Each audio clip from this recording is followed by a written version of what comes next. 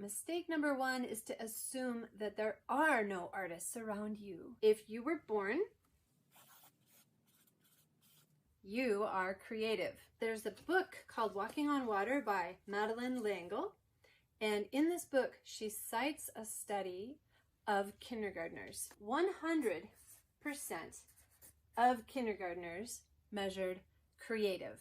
But of those people in kindergarten, there was a certain percentage who actually measured not just creative, but highly creative. Do you know what that percentage was? Was it 5%? Was it 20%? No, it was 90% of kindergartnners automatically, by default, measure highly creative. Ta-da! Okay, fast forward 2 years. Do you know what happens? Only 10% of second graders measure highly creative.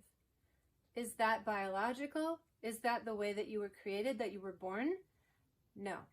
That's society having its way with us. Do you know what it is by the time we're adults? 2%. Are you kidding me? So, when you're answering the question, was I born creative? The answer is yes, you were. Which means there are actual artists everywhere, all around you. Every church has artists in it because everyone was born with creativity. So nature says you're creative, and so is everyone around you.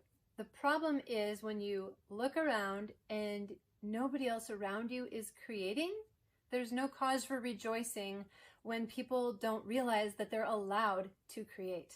It's actually a very important part of being human, emotionally, cognitively, and everything in between. How much great artwork is missing in the world because people think that they're not allowed to create? How many hours have you wasted thinking that you're not allowed to create? Now, the church didn't cause this problem, but the church can fix it.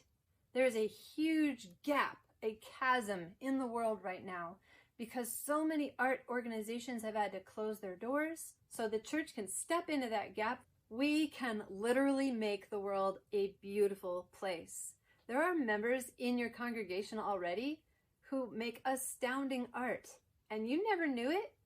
You never asked them. They have this ability, whether it's latent or practiced, they will come out of the woodwork. It's happening now already. Hundreds of churches are tapping into their creative potential as a local church. When you invite and nurture the artists who are already in your midst, you can change the course of history.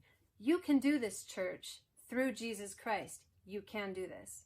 So how do you invite these artists that are supposedly all over the place, who are invisible, who you don't know yet?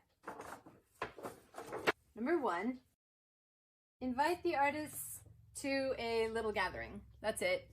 An invitation that goes out that does not use the word artists. When artists get around other artists and there has not been a relationship of trust or safety built yet, that word is so scary. So don't use that word. Just say artistic. Just add a I-C at the end of that word. That makes everything safe and all better. Either that or just the word creative.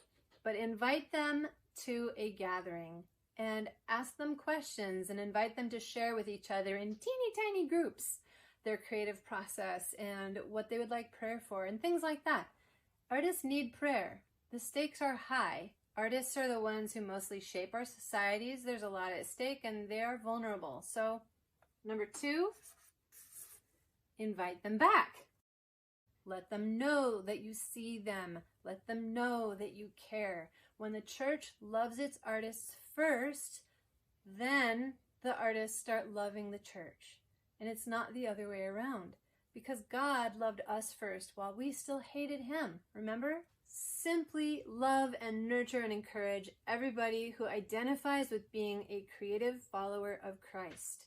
And they will come to you. They've been yearning for this. This has been missing in their life. So you can provide this for them. It is so vital. And at your first gathering, if you want some more tips on ways to run that, I do have a free resource on my website, godlovesart.com, on how to run your first art gathering in a church. Your church has the potential, the God-given potential, to become a creative center of art, love, beauty, and wonder.